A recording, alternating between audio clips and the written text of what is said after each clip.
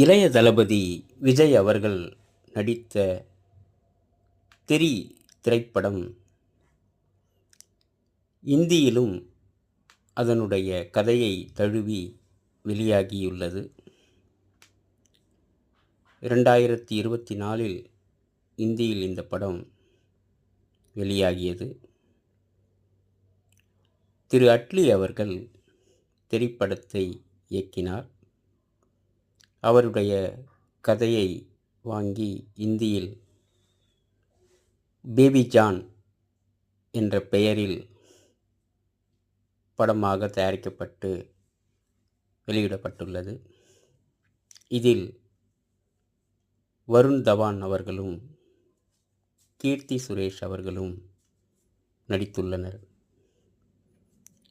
இளைய தளபதி விஜய் அவர்களினுடைய தெறி திரைப்படம்